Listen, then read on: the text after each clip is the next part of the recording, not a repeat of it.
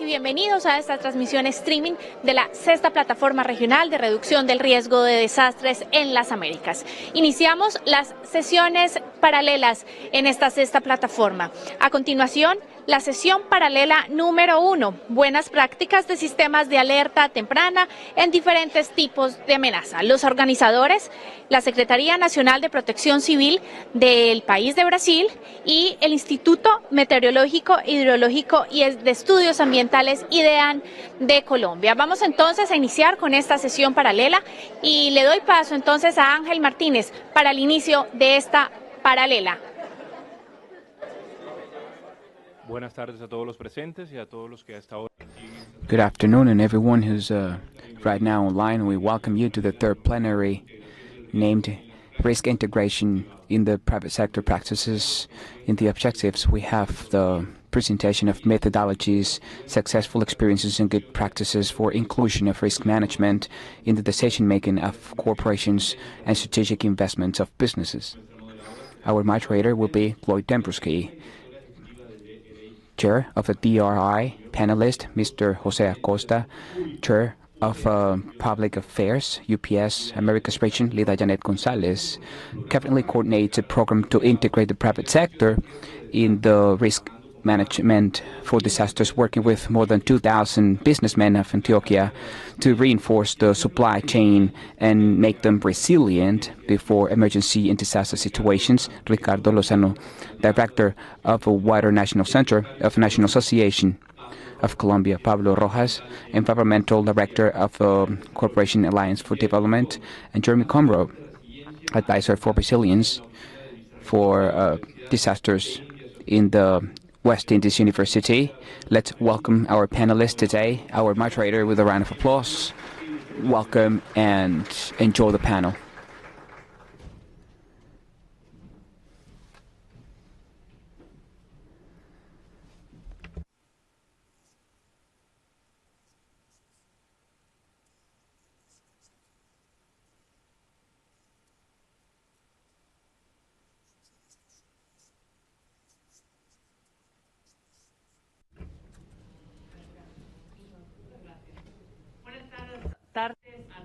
Good afternoon, everyone.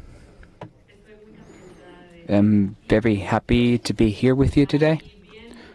And I want to welcome the panelists. Let's start with the Spanish first. But let's please be patient with my Spanish. Our plenary session will be about the integration in the practices of private sector. The first part is, as I have said, in Spanish. Then we're going to talk about the objectives. First, the presentation of experiences and best practices for risk management in the corporation's decision-making, as well as processes and strategic commercial investments. Second, to show the benefits of the investments, including the disaster management criteria. Third, to promote the inclusion of variables of risk management to generate resilient businesses. And last, to promote the risk assessment for organizations derived from natural disasters. Now, we're going to start with the panelists. We're going to provide full information, and their information is in the website. I'm sorry, we don't have time to mention this all today. Each of our presenters have between 8 and 10 minutes, and questions can be please written in the forms. And if we cannot respond today or answer today, you're going to have your Comenzamos con Ricardo Lozano. Thank you. Thank you so much, Chloe. I want to start by saying, or by thanking, of course, the National System of Disaster Attention, Mr. Carlos Iván Vázquez, the organizers this panel. I want to thank Marianela, Chloe, and all the entities that have come here from over America to transfer knowledge and also learn from each other. And of course, the Andy Angela Gomez, our beloved friend in the National Association of the Industrial Sector. And I want to clarify that it is not just the industry sector, but also businesses in general. The Andy is not just dedicated to the industry sector, but it expanded, of course, in its purpose to accompany and increase these capability to the rest of the economic sectors in the country.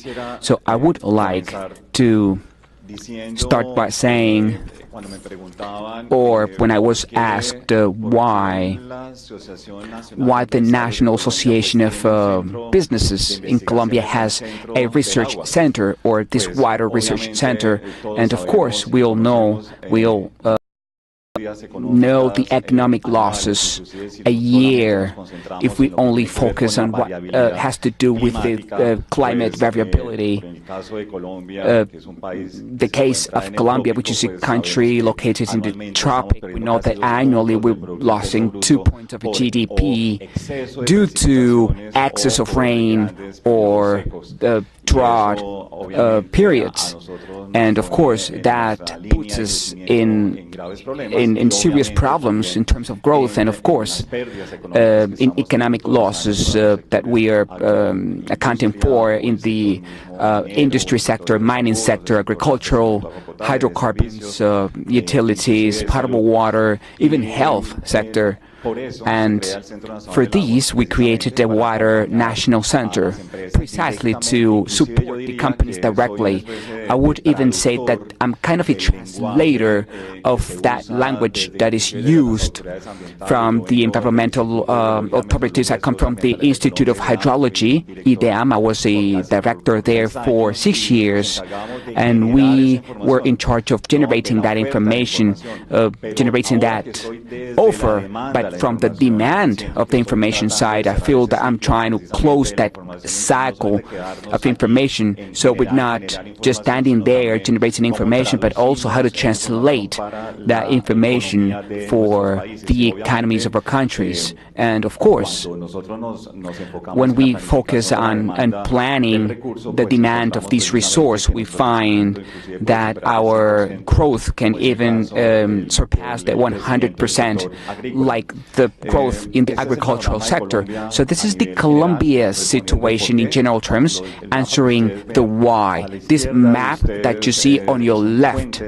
is a source of information from IDEAM. We still use the information from IDEAM. The system that I'm going to tell you about very quickly comes from open data from official sources. This is important to highlight in our countries.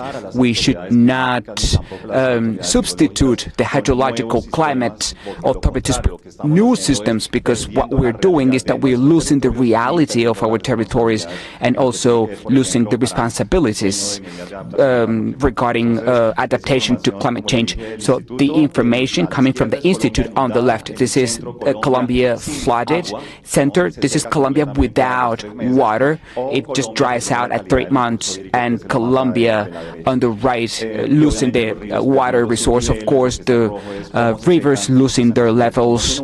This is how they get flooded, how they dry.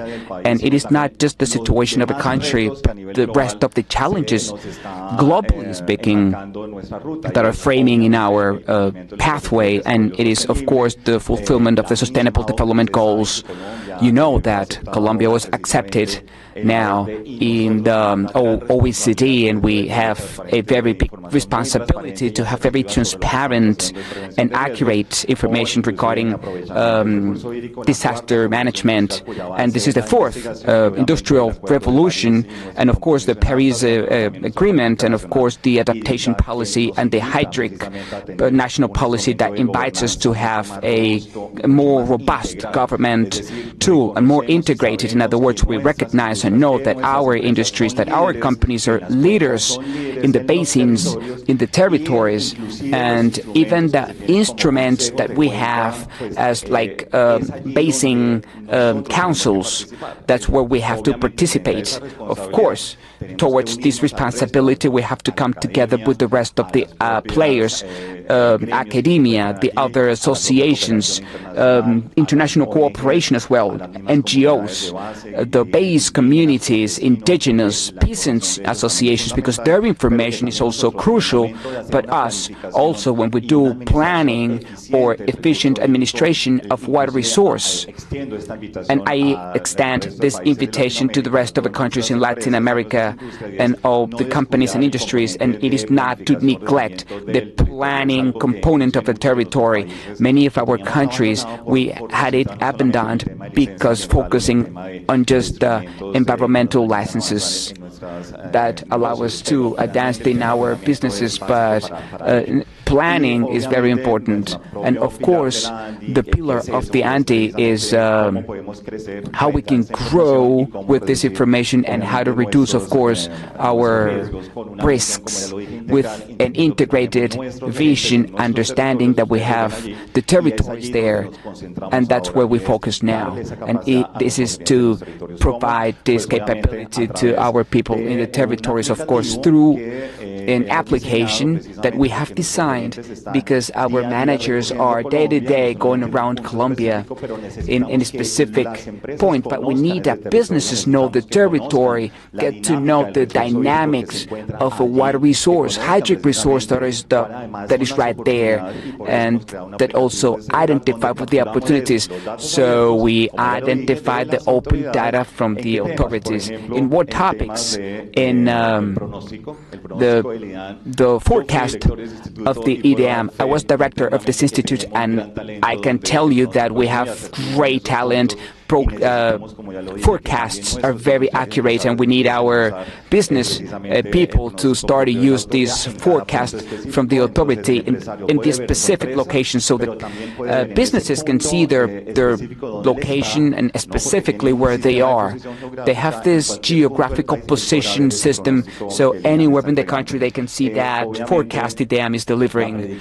Of course, climate forecast is crucial to us because our businesses are based on what's going to happen in the next season. What about the rain conditions, if they're going to be above or below average? So we also bring the NOAA, Columbia University information, and then we are used to following these indicators. So we bring recommendations, for instance, the El Nino or La Nina phenomena, and this type of extreme phenomenon, and of course the information from IDEAM, the Climate Institute, and of course the level of the river. So IDEAM has reinforced this monitoring of the river level with this platform, and we also have this IDEAM station where we are interested in if it's a factory, or we have observed is more intense and more frequent. What do we expect for the future? It is to involve the trends of the rivers, also provided by the IDEAM. That's going to be for the second phase, where we're going to be supporting the purpose of reducing these economic losses, but also to offer the growth of these businesses. And it has a window where the business manager can see the inventories, they can comment on the information, if they used it for some social project or environmental project, economic projects, or even for the improvement of the reputation of a company in our basins and territories. Thank you very much. Thank you very much, Ricardo. Now we want to invite Lida Janet Gonzalez, please. Thank you very much. From the National Federation of Businesses, we have this association where we develop an initiative. Recently, meaning the last 8 months, that have an impact to approximately 3,600 traders or business people. Let me tell you about this. A few years ago, we had the opportunity from the Federation to participate in a program to reduce the social and economic impact in disasters in urban populations of high vulnerability in Medellin. This project was developed during 2 years, and it had an impact in 2 types of neighborhoods. 4 neighborhoods specifically. We impacted nearly 56,000 people. So with this, after this exercise of working with business owners in these neighborhoods, we had the opportunity to work and continue doing this exercise for the whole city.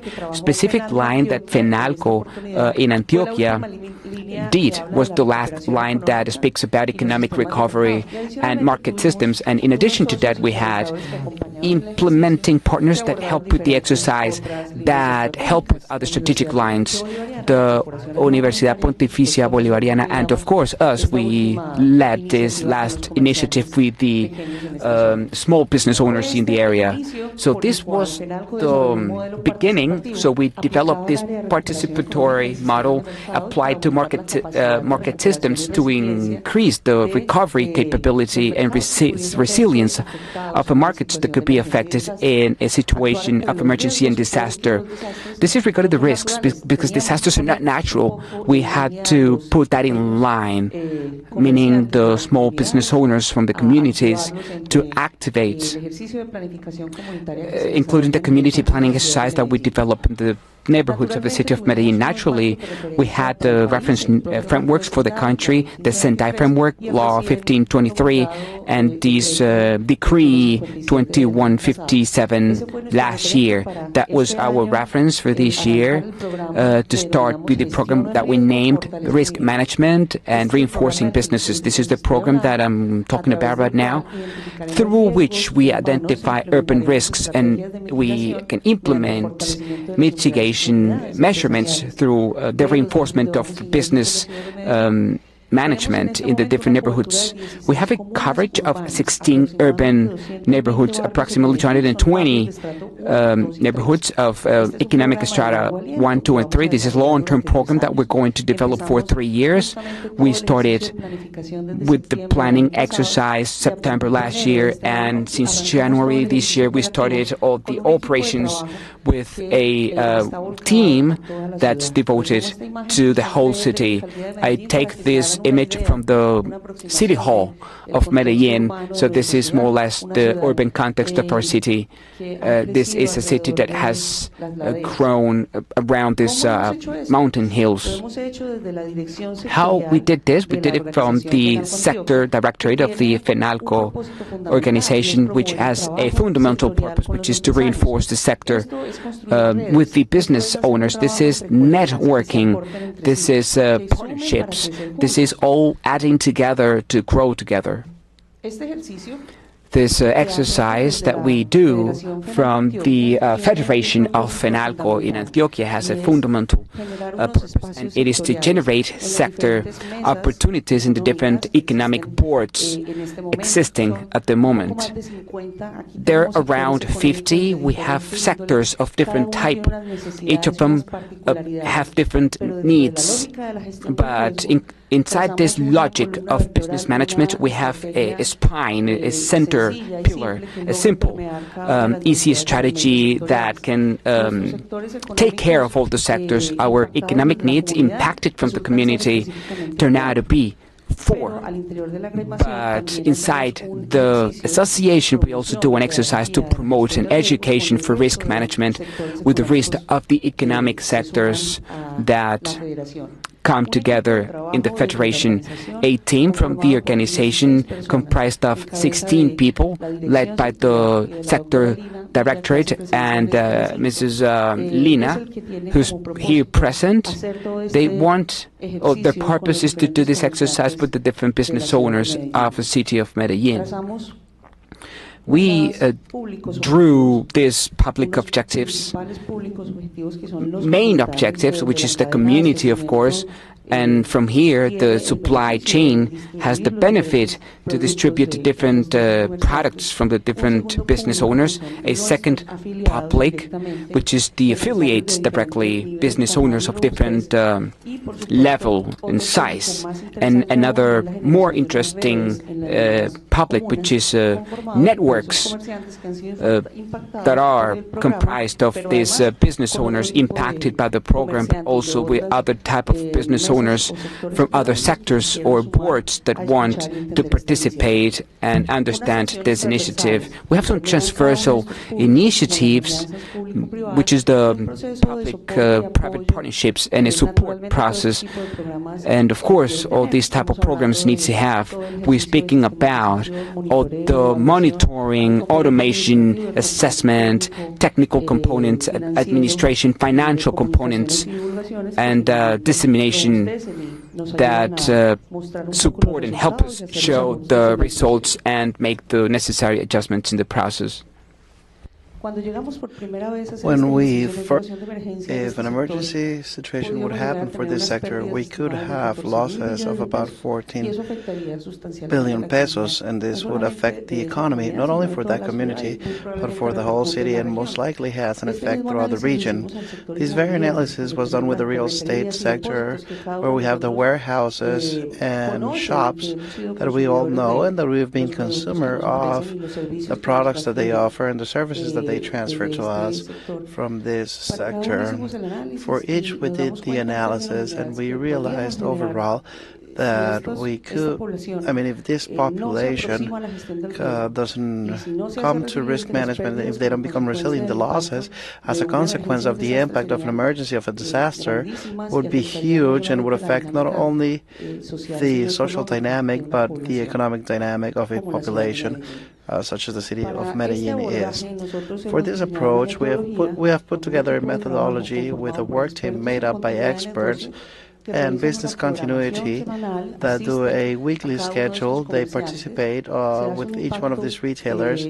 Then there's a monthly impact assessment done with different retailers, and we finally, in a term of 2 months, we were able to have an impact upon 672 business owners in the community. We have 4 or 5 visits per year. On each one of these visits, we develop a content that have different levels of depth.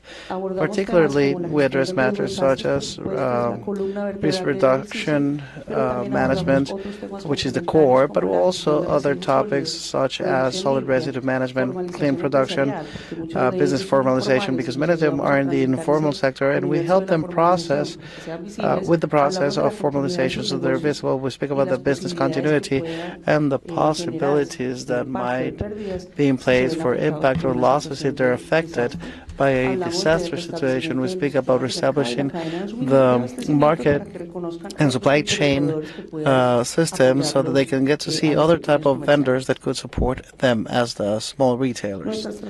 Our strategy uses teaching material, which is different. We understand that the small retailers have a low level of academic studies, so we bring them easy to understand materials. And here we see some samples of them.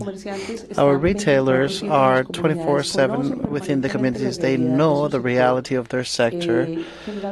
Usually, they are taken care of by the owners themselves that never leave their business, and that's how they also engage with their relatives, clients, and everybody in the community that are around these small shops or small retailers. This is an overall landscape of the retailers that are beneficiaries. We have the pharmacy sector here in the Medellin map.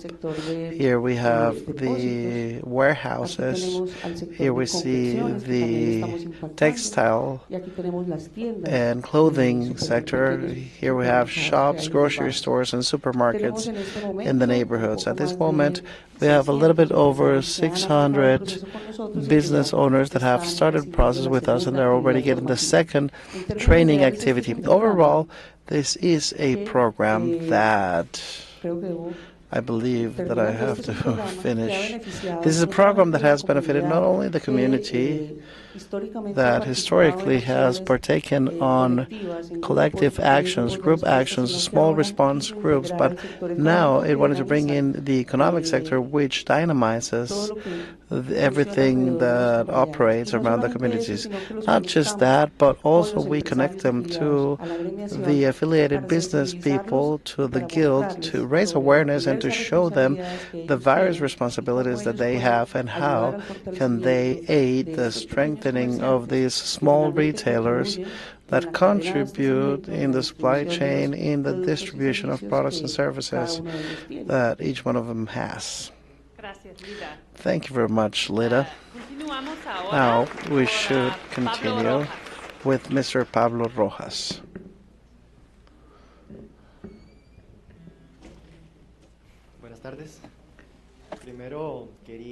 Good afternoon. First, I'd like to thank the organizers of the event, and especially the organizers of this panel, to Marianela, Chloe. And I want to tell you about the experience in Central America of what has been the integration of risk management in the private sector actions. I myself represent the Business Partnership for Development, which is an association made up by more than 150 companies of different sizes, different business nature. I just showed some of the logos here that I'm sure are going to be familiar to some of you.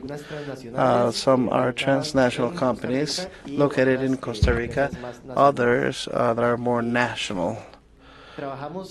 We work specifically aligned to the SDGs, Sustainable Development Goals of the United Nations, and local agendas. We are Local Business Council for Sustainable Development chapter.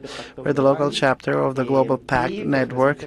And very recently, we have just become part of RISE as an initiative of risk management as well, always seeking to work with the sector, with the national business sector, but also aligned to the different political agendas, regional agendas, and international agendas.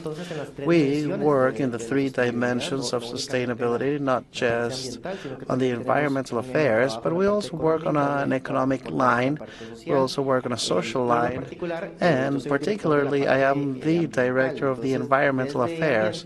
So from environmental affairs, we see many matters, climate change being one of them that we are mostly engaged with, and where we have more companies interested on working on it, and where also I work day in and day out with each one of the organizations.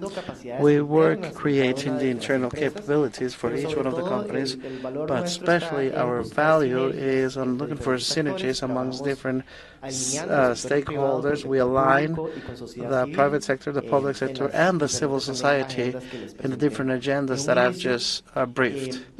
At first, and we're also part of a Central American network of social responsibility and sustainability, which is called Integrarse Network.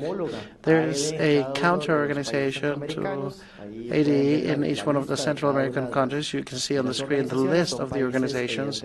These are countries that are obviously very small in terms of the size as well as population. So for many of the activities and many of the methodologies, it makes all the sense in the world to operate in an integrated fashion as a network and create scale economies and greater impact. For all of the network to integrate, I mean, right now we're representing more than 700 companies, and we are moving an important amount of money in terms of sustainability projects within the organizations a lot, but especially looking to establish sector synergies, regional synergies, and also international. Now, falling into the reality of Costa Rica, I'm not going to go into the details because of the sake of time, obviously, but I just did want to mention that the Costa Rican case is very particular because while it's true that we've worked a lot on climate change and it has been positioned as one of the countries that to some extent are ahead in the climate agenda. If you see, and that's why I highlighted some items in red, almost all the national climate agenda has been focusing on mitigating the greenhouse effect gases. We have a very ambitious goal of being neutral carbon country, focusing mostly mitigation and reduction of emissions. And this is very ironic because clearly we're a country just as Colombia are very vulnerable. We are in an area that is very vulnerable, and the agenda for adaptation to climate change is much more recent and hidden than the mitigation agenda, where there's more strategies at the country level. And this is also seen in the private sector. When you analyze what's happening in the private sector, I insist it's ironic because clearly the private sector is also vulnerable given its geographic position, and most of the companies are advocating to reduce emissions and seeking neutrality with the carbon emissions. And the country developed a full program and regulation to certify which companies are neutral carbon emissions, and this is the logo that you see up there on the screen. There's other programs and local initiatives that we've support from ADE, such as the ecological flag, or other that is called business efficiency, eco-efficiency, but these are all very focused on these strategies. As you see on the bottom of this image, a lot of energy effectiveness, illumination, how do we replace fossil fuels for renewable energy sources, and all of these actions, what they seek to do is to reduce emissions. But we've done little in terms of adaptation, and that's where I'm going to talk about, because that is where risk management can play its role, and we can visualize the business continuity as we've seen throughout the day. The interest there is very clear. We have more than 1,000 organizations partaking in the different awards, prizes, incentives. So you see the image there. You see an exponential growth of companies that are interested and the amount of companies that are getting the different prizes and awards. But once again, in terms of risk management and adaptation to climate change, the country is in an incipient stage. During the last few years, we have been working on turning around this trend, and we are very clear that the country has to work on a clear policy of adaptation to climate change. Last year, we published the National Policy of Adaptation to Climate Change, and from the business sector and the private sector, we work with a tool that is called Adaptarse, or to adapt in Spanish. RSE is included in most of things, which is CSR in English, so corporate social responsibility, working on continuous improvement that makes the companies or brings the companies to do an initial diagnosis of their situation, and eventually they show what is their current climate risk and the future climate risk. And once we've identified and assessed and appraised also what is my current risk and my future risk, then I establish different options of implementation and different action plans. I carry out a costing process, prioritization process that goes through technical aspects, financial aspects, resource availability and time, and finally I establish action plans at the macro level, that is, at the management level, how I'm going to manage this vulnerability and this risk, and eventually micro action plans that bring me, as far as operations go, to execute the actions that I have identified previously. And this is a clear-cut process of continuous improvement where, when I implemented monitoring and assessment, I go back to the cycle. We have done, well, this is a screenshot of the tool that we actually use. Basically, it's an Excel sheet that has an online tool where the companies themselves can start managing better their own vulnerabilities and their risk. And we've done so as a pilot test for more than 10 organizations. one of them, and I bring it up just as an example. I'm not going to drill down on it, but this was a rafting company located in one of the rural regions of the country where they start to appreciate what is their affectation and their vulnerability regarding the climate. And as their core business, of course, is an operation that depends upon the river and the amount of water that the river has, where if it's too much water, it's going to be an issue. Very little water is going to be an issue as well. So they now start appreciating all of these, and they start managing their actions in order to fight this vulnerability. An assessment was carried out 2 years after putting the program in place. We assessed what had changed the company, and specifically they've changed some of their practices. They diversify their offer. They don't just depend or rely on the rafting activities. And in spite that this is threatened light, because this is one case, one very particular case study in a very particular industry, the matter of the fact is that the tool works, that if we do sell business continuity to the entrepreneurs and the risk that these actions entail and these climate consequences, of course, there is an interest by them, but we need to strengthen it. Lastly, I just want to mention that the level of Central America, with our counterpart organization in Guatemala, which is called Centrarse, that also came to this event, developed these 2 documents that are free, both and level. You can have access to them, or you come to me and I can give them to you. And there's one that is a case of documenting the best practices, which is the blue document, and the green document is a guideline for the assessment of business performance, where a business person can do a self-assessment. They issue a diagnosis, and based upon this diagnosis, they know what are the gaps that they need to fill, and of course, we provide the necessary assistance. Thank you very much to all. Thank you very much, Pablo. So now we continue with the questions for the first speakers. Are there any questions on the sheets? Thank you much. Pablo.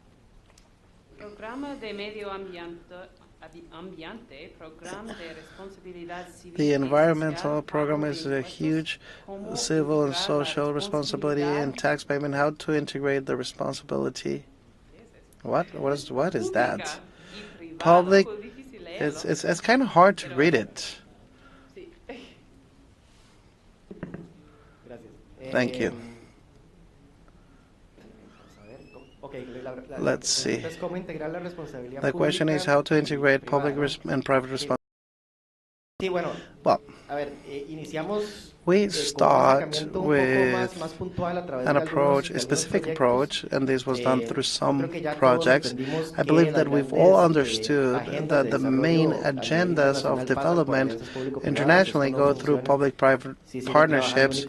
This doesn't work if we only have the private sector and the public sector working independently. We've understood this, and it has been working in most of the initiatives, whether are PPPs, public-private partnerships, but it has turned out that in spite that we are all aware that it is necessary to have PPPs, for some reason they're not producing the outcome at the level of the indicators that we expect. There's many studies, even the UN, that state that there's many public-private partnerships created and the number has increased. The main indicators worldwide are still stuck and they don't move, and that's due to a reason. So currently we are working under a methodology that was devised by Michael Porter, a very well-renowned economist. Is called the collective impact methodology. Those that are interested in this matter, I can't really deepen into this, but if there is a set of specific items that Porter identified where this type of items have to be moved or indicators so that public-private partnerships can go to collective impact partnerships that are called 2.0 public-private partnerships, and that's how we're working on integrating the public and the private sectors. Thank you very much. How do local governments provide an environment of collaboration of the private company for the benefit of the city? I don't know if you want to speak about the case of Medellin, but I went through this really quick in my presentation, but this tool that we've seen is based upon a strategy of the ANDI that is called ANDI Territorial. And I was telling you that we have 12 territorial managers or section managers that are taking care of precisely this integration of all of the stakeholders in a basin, for instance, in a watershed, so to speak. And obviously our role is to make that this water tissue or environmental tissue or the sustainability tissue is not broken. And that's why it is so important, as it was stated by Pablo previously, and it is that through partnerships, it is the only way that one can guarantee these bases for joint goals, not only for the private sector, but all of us that are there, the public sector, the public territorial entities, the academia. As a matter of fact, from the various schools are there located through, as we said before, through partnerships. But specific cases, for instance, the ANDI has conventions with the environmental authorities. So we have conventions with the authority of Valle del Cauca, Antioquia authority, with the environmental authorities of the different cities, with the majors themselves. As a matter of fact, there's initiatives such as Caribbean region, or Caribbean city. We start seeing ourselves regionally, and all of our actions and activities sometimes we think are done nationwide from Bogota, the capital. All of it is actually cooked at the territories, at the local levels, from the cities up. It is bottom up and not the other way down. The other way. Thank you very much. There's this is a twofold question, but they're related. First of all, how to integrate the initiatives directed to the private sector with the day-to-day linked to the state bodies. And the second part of the question is, have you ever considered the integration of the small business owners or small retailers in responding to big emergencies? I feel like the Queen here being asked to speak, if you allow me. Okay.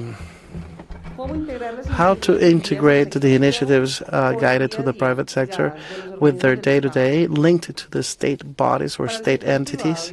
Well, for the private sector and the business sector, the immediate approach for risk management is provided by the answer to emergencies. I mean, any business person that doesn't know how to do a reduction or a risk management, and we start bringing forward, the first thing they ask, I have a brigade group, and I start working on it, and it is a fundamental component that, as a matter of fact, the Colombian standards demands to have them made up, strengthened, prepared, and whatnot.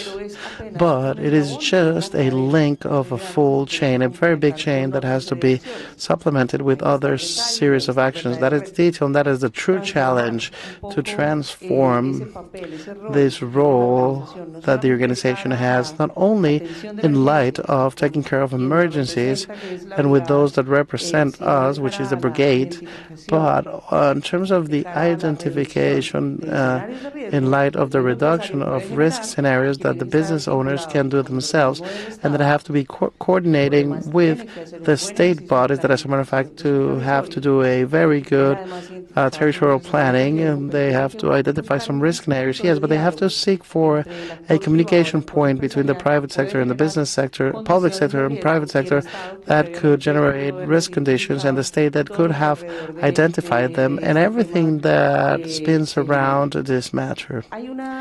There is an immediate barrier that needs to be broken, and it is to bring the small, medium, and big entrepreneurs to think that the risk of disasters is not just taking care of it or being reactive. And this is a very hard gap to fill.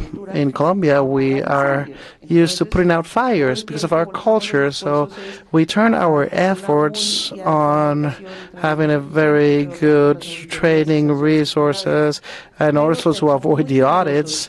But we are very fearful still. We are very new in the exercise where we need to imagine fear that it might cause to the small and medium enterprises, that when getting a new generation of risk scenarios doesn't mean for them the responsibility or the blame themselves without the support of the state. So it is very interesting at first to have dialogue spaces between the municipal authorities, the small and medium enterprises, but without a doubt, and this is the clear bet that we have, and we have to include the small enterprises, which are part of the base of the pyramid, and they dynamite the local economy.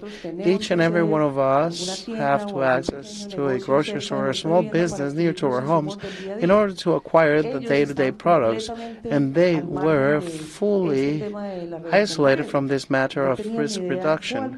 They didn't know, they had no idea what could be their role. The first exercise and the first task that we're doing at FENALCO is pedagogy for the whole community and pedagogy for the retail sector, from the standpoint that if it does affect you, your business will just stop, come to an end. You might close business, shut your business, and what is going to be your livelihood, and what are we going to provide to the community that was being supplied by your business? The second question was, have you considered the integration of the small enterprises in the moment of responding to great emergencies? Well, the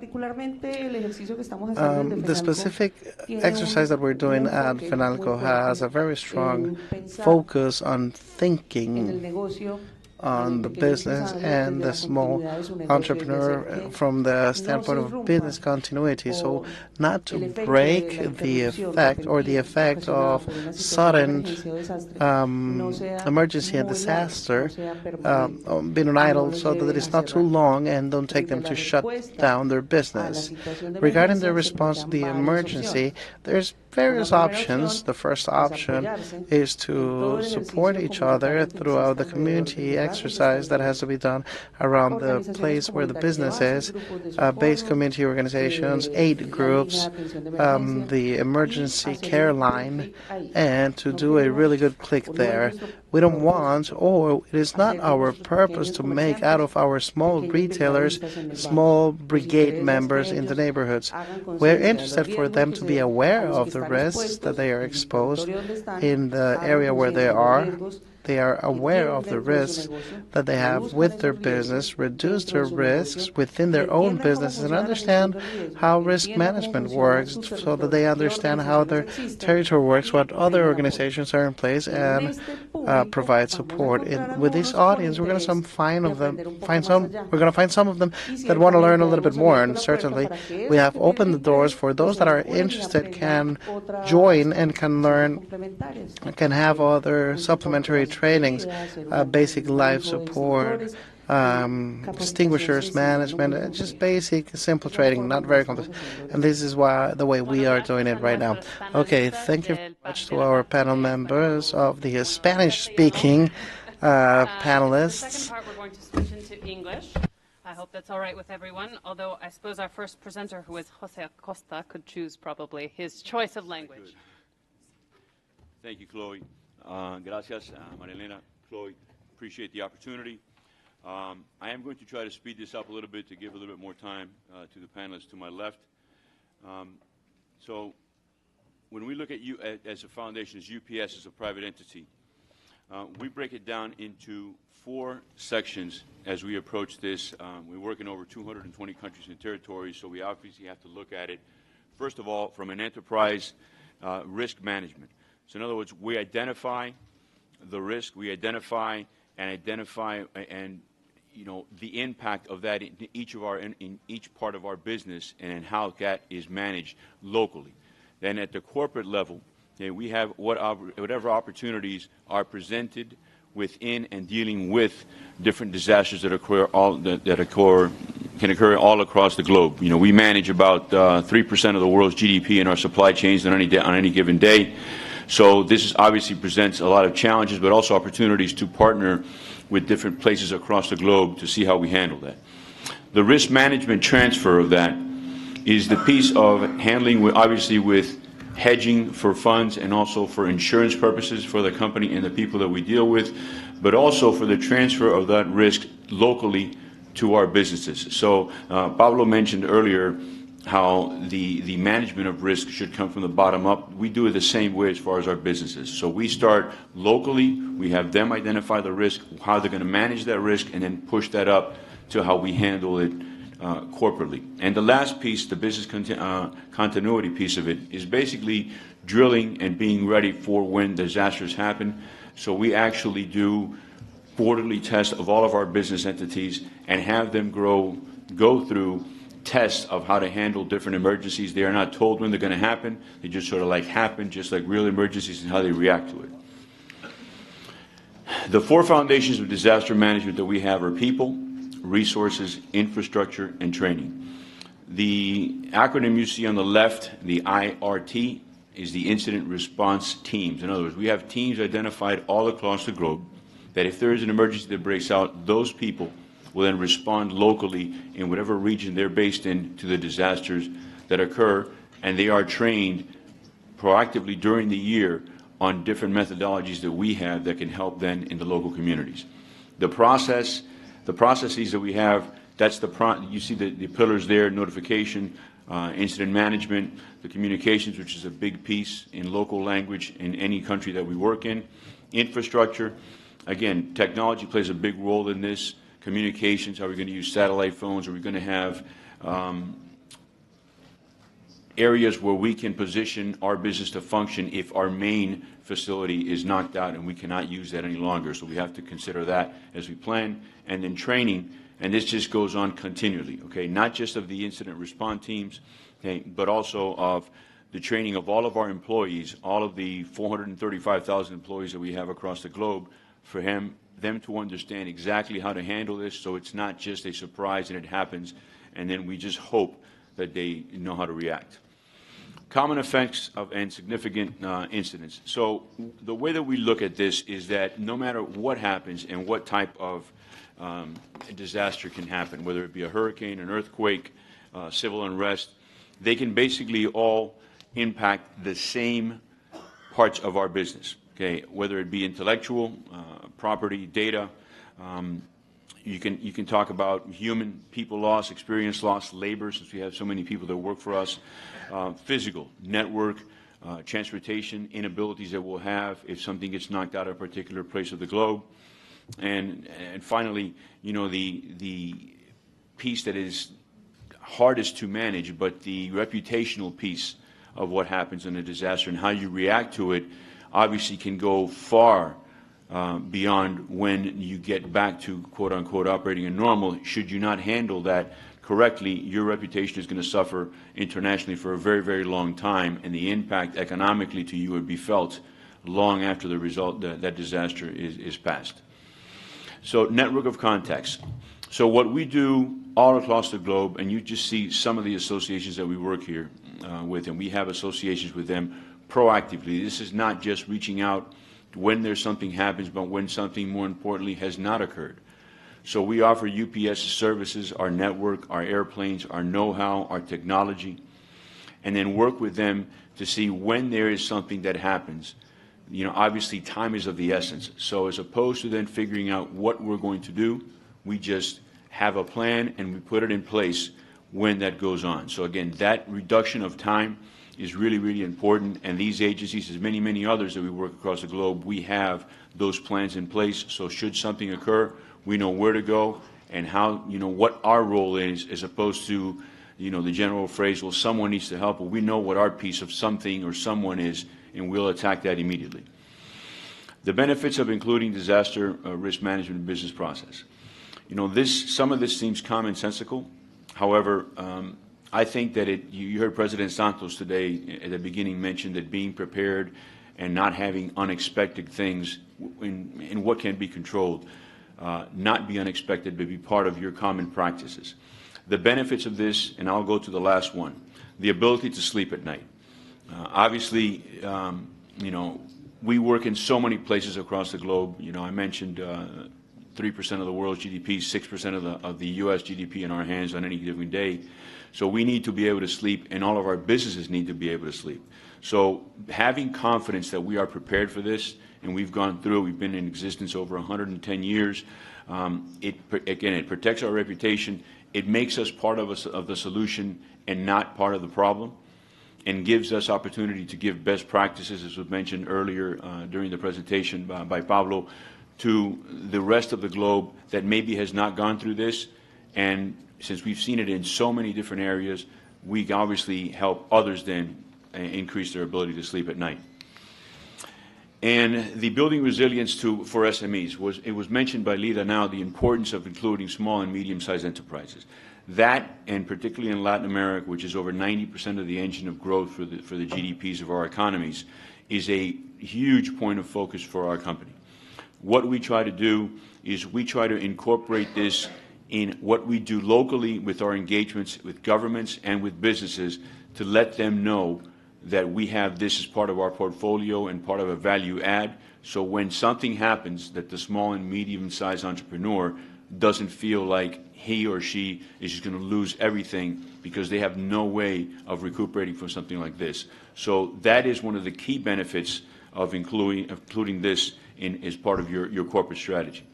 And the last slide I'll refer to here is the Sendai priorities and how UPS incorporates into this. As you all know, mentioned, this was pretty much started right after the 2011 earthquake in Turkey. Obviously, a lot of devastation. And since then, these 4 pillars were established. I'm not going to go through them for the sake of time. However, I will say that UPS focuses on basically investing in disaster risk reduction for resilience, which is the 3rd point, and the 4th, enhancing disaster preparedness for effective response to build it back better. This goes to what I referred to earlier, working with the SMEs, working with the governments. We have done this for many, many, many years, and then based on this, we started something called Disaster Relief in a Box, which is basically something that we offer to the small and medium-sized enterprises to have as a how-to kit for when it happens. You can then take this, open up the box, obviously with our help, and then apply it to whatever disaster you may have and hopefully get you back better than you were before it happened. Thank you, and I appreciate the time. Thank you, Jose. Next up, we have Louis Potter.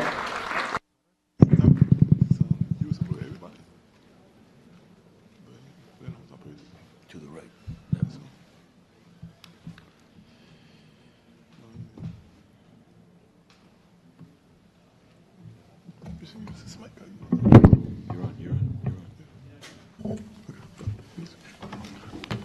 Good afternoon, everyone. And let me thank the organizers for inviting me to be here. And let me say how pleased I am to be here. Today, I'm going to be brief, but I want to give you the presentation using 2 case studies or 2 simple examples. And then I want to tell you a little bit about the things we're trying to do to recapture our position. The BVI had become fairly confident about a disaster preparedness position or risk position until we were visited by 2 hurricanes, Irma and Maria, and they have really disturbed our equilibrium. When you speak about tourism, you speak about yachting. Yachting brings 60 to 70% of every visitor to the BVI. So it's a very important element of a tourism sector. There are 2 threats that we were concerned about. One is hurricane, and the other one is the insurance situation. The insurance industry had come to the position where during the hurricane season, if yachts stay in the BVI, or indeed stay beyond the north of the 13th parallel, that's 13 degrees latitude, the insurance rates will go up by 20%. And if they go south, the insurance rate go down by 15%, which create a differential for the industry that the BVI yachting sector couldn't afford. to carry. So they came up with a proposal to create shelters for yachting. In the sea, they will pick protected areas and they'll create a mooring system which allowed them to raft all the boats in a way that had become fairly resilient. And there were fairly hurricanes come and hurricanes go, and the yachts were in there and safe. On land, the mariners would bring all the boats on land and use a sand screw technique, and they too were safe. But Irma came, and Irma took all the boats and piled them up on one side, as you can see. That created a problem, because it created two problems. One is that BVI was seen as being so safe that our insurance ratio was very, very low. And with all the yachts gone, the question is, did the system fail? On land, the same thing happened. Boats were just being, flying around and being tossed around, and all in a little pile, so we had a problem. So there again, you can see the before and after situation. Before, it was a very nice picture. Afterwards, it was just a pile of rubble. One of the big challenges we have now is how do you get rid of all that, and what the insurance companies will do. In the construction industry,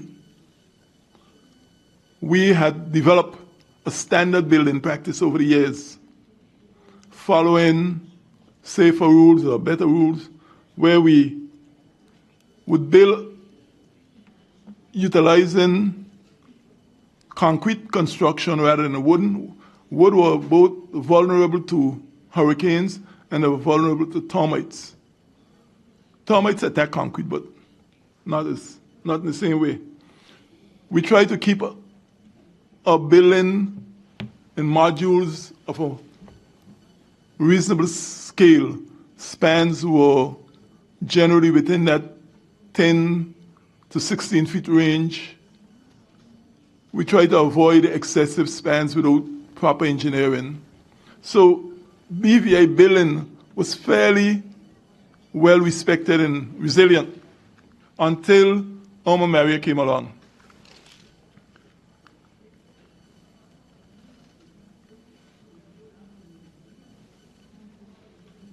Yeah, the other part of the issue with buildings is we respected the elements. So on coastal buildings, when we were building along the coast, we stayed back from the coast and we built up so that coastal damage were, we thought, reasonable. We were safe along the coast until Irma Maria came along. Irma and Irma especially, just leave the area bare.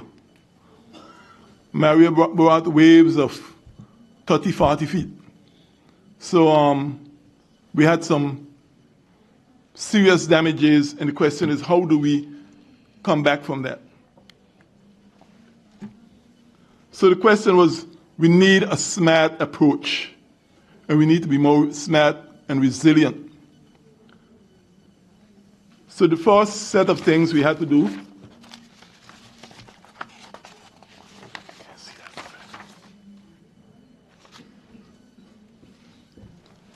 we did was we went back to our earlier practices of billing according to moderate distance, moderate spacing, hoping to go along for coastal development, stay away from the coast, but more importantly, we want to use environmentally sensible or environmentally smart things. We also revamping our building codes, and we are utilizing business continuity practices. analyzing these things according to ensuring that once a storm occurs, we have a plan for how we go about what comes next. Government is assisting in restoring homes. And we're in cleaning up or in doing the renovation, we're ensuring that we use techniques that allow for recycling and so forth. In addition to that, we at the Chamber of Commerce are coordinating with the businesses to be part of the process. We are going to be starting an Arise program, or we have started an Arise program, so that we can engage them and ensure that not only the big groups like UPS and the cargo companies and other big companies involved, but the smaller companies we're able to assist them in becoming involved. The BVI have always had a very strong disaster management practice. And you will hear a little more about that from my good friend here, who have led the charge in disaster management in the region over the years. And what we must do in the BVI is we must now take our time, reassess our position, and come up with an approach that will leave us more resilient than we were before, and able to ensure that we're able to say to the insurance companies that the BVI can indeed go through a Category 5 plus hurricane, as Irma was, and come out in a manner that do not create for them risk, costs that they didn't anticipate. So to ensure that we are able to keep the yachting sector and other businesses in the BVI and in a safe manner, we are hoping to reassess what we did and see how we can do it better, and in the process convince the insurance companies that they can keep their rates down in the BVI and we can keep the business from leaving us and go to other places. And that's basically the point I want to make to this. So with that, I thank you very much, and I hope that we'll continue the dialogue and ensure that we have some resiliency. Thank you, Louis. And now, last but certainly not least, I'd like to invite Jeremy Collymore. Thank you all for staying on. I am following up from Louis Porter, and the question is, what lessons have we learned? We had some teachable moments. In 2017, the Caribbean experienced two major events, which we want to categorize as the unfamiliar and unprecedented. I think he started at the end because I started at the end. But that's okay. These two events, two categorized systems that occurred within the same period. Can we get this start at the beginning? Use the back arrow? Huh? Yeah, the back one.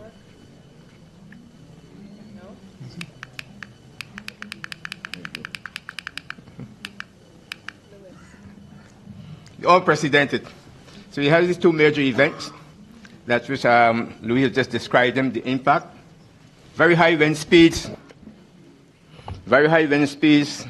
a short time of impact in the same space, and rapid development from a tropical system to a major event.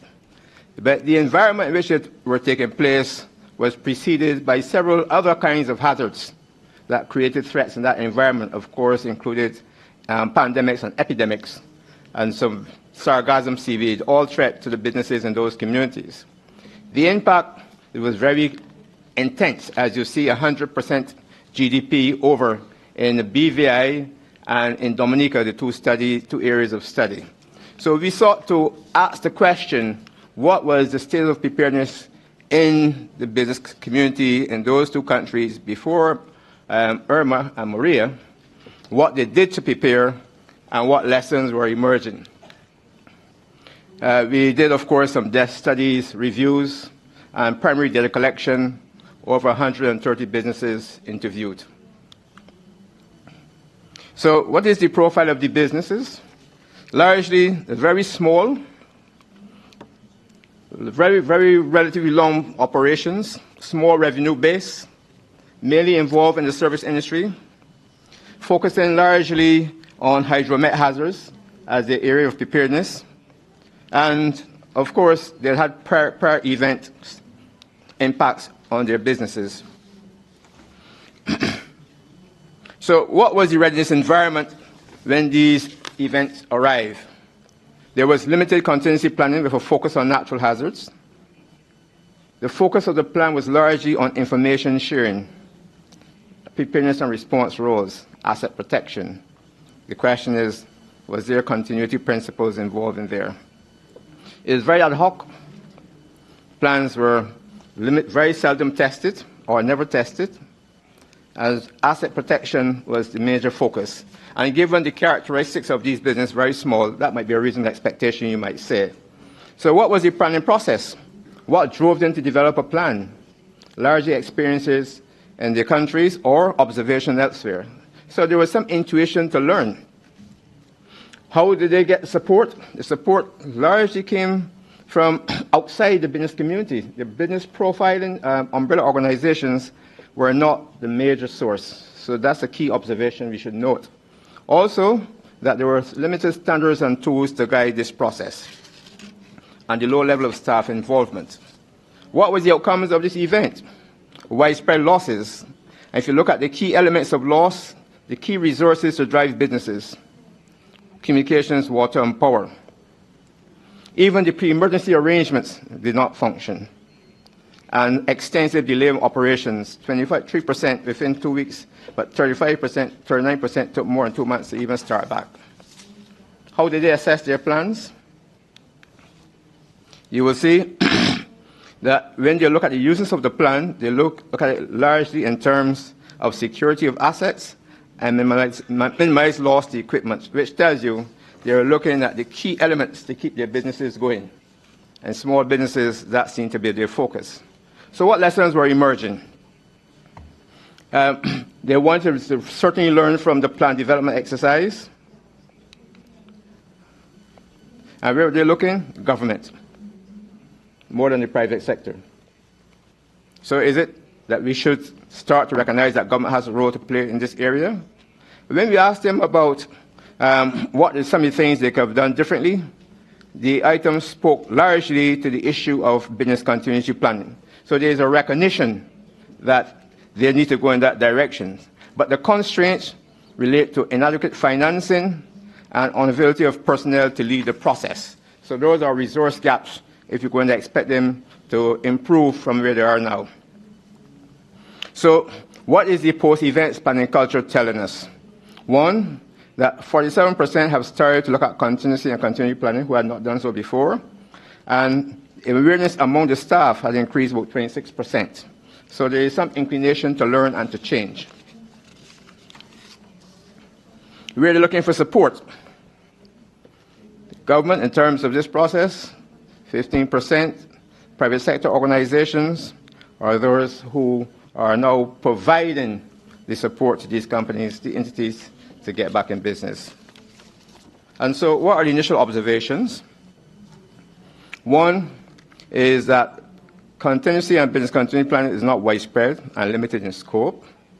Umbrella organizations, business organizations, not key drivers in contingency planning and BC planning before the event, but now they're looking to do so.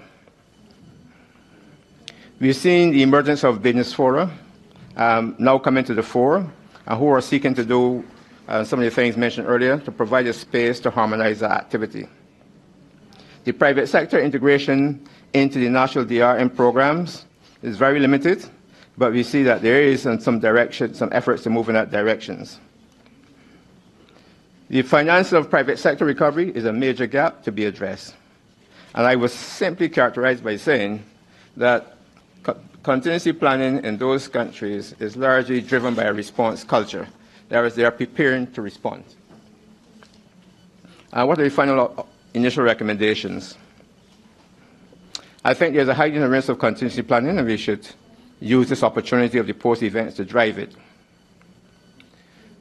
There are a number of activities around particular sectors that can create the skill sets and information to take up that intuition to do things differently.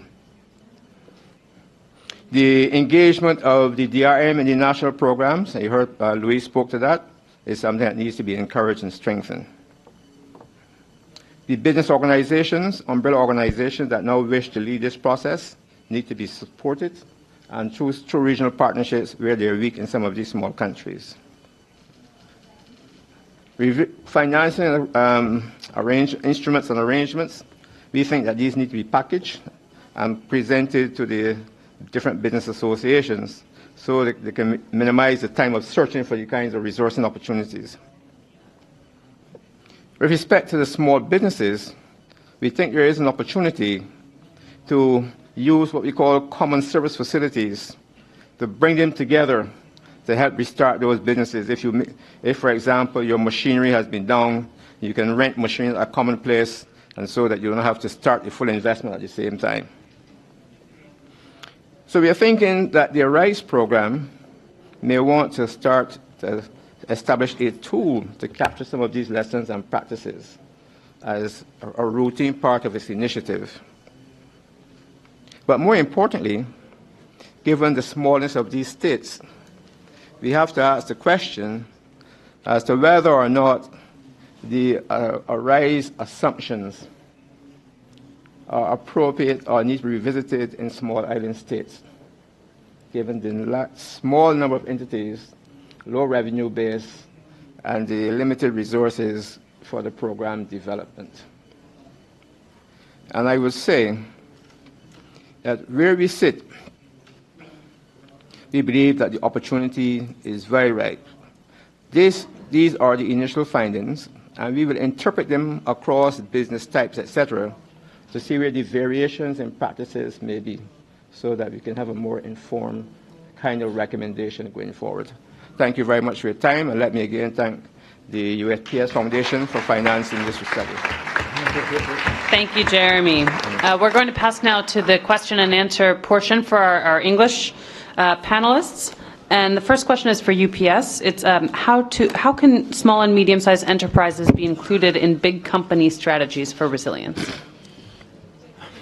Really, I think that it starts from with your local contact. So I think that if there's an organization, a particular business that operates here, for example, in Colombia, we have operations here, and you can ask your local UPS contacts how and what part of disaster planning that locally can be offered to the small and medium-sized enterprises. So I think that's the best way to approach it, is instead of looking at the UPS corporate strategy, what is the UPS local strategy, and that'll drive you into what our executive strategy is company-wide. Thank you. Next question is for any of the panelists, which is, how does trade either support or complicate disaster risk reduction and resilience for the private sector?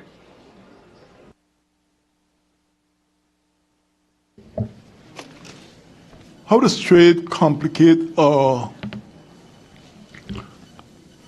following these two storms, Irma and Maria?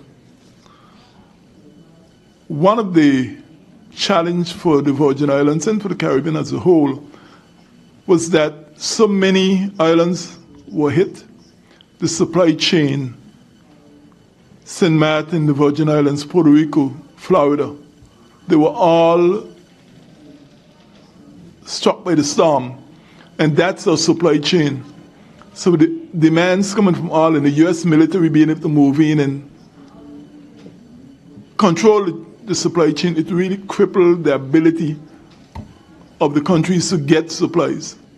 So trade is a very important thing. The ability to freely trade help to kickstart the economy in a very rapid way. Any interference or restriction on that creates a problem and delays the ability of the economy to get moving. In addition to that, if I may add, the humanitarian actors came in and bought up a lot of the local material. And that means that the small businesses themselves didn't have the material restart the businesses. So it's a very interesting dynamic of how the humanitarian action can itself impact the small business generation or regeneration. Yeah, certainly. The final question is also for all the panelists, and it's how do you include volunteerism in your risk management program? I can tell you that as far as our company, we have a very, very large and rich history for volunteerism. We have a month a year where we have all of our employees donate their time and also our resources, our financial resources, to be part of communities, and that those entities are identified by the employees. So the employees themselves go out and will pick out society, organizations, NGOs that they want to participate with and volunteer. And that can be anything from reading to children, to painting, to planting trees, reforestation activities, which you've done in Brazil and in Costa Rica.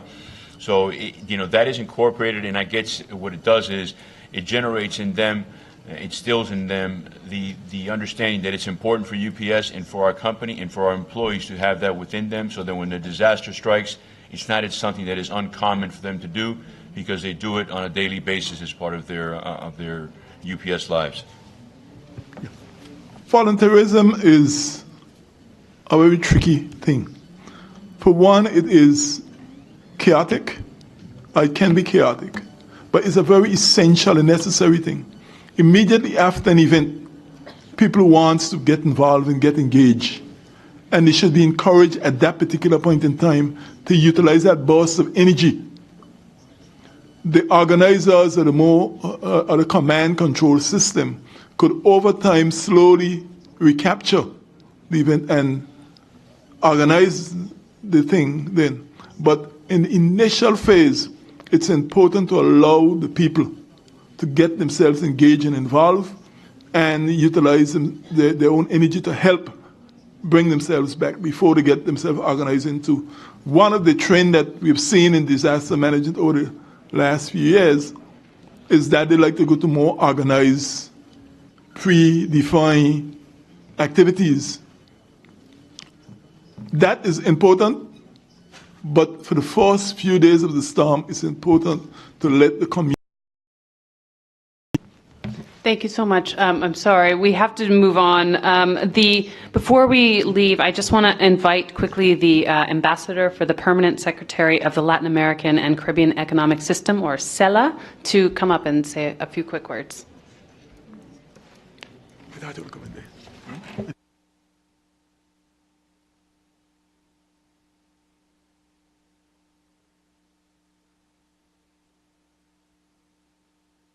Buenas tardes. No me voy a tomar mucho tiempo. Good afternoon. I just want to take advantage of the opportunity to inform you that in the month of October or November, just the date to be defined, we're going to have a very important meeting about the action and public-private partnership, and we're going to also launch the ARISE. This event is going to be organized by the government of Mexico. This is going to take place in the city of Mexico, and we're going to have the help of CEMEX. And you're going to be invited at.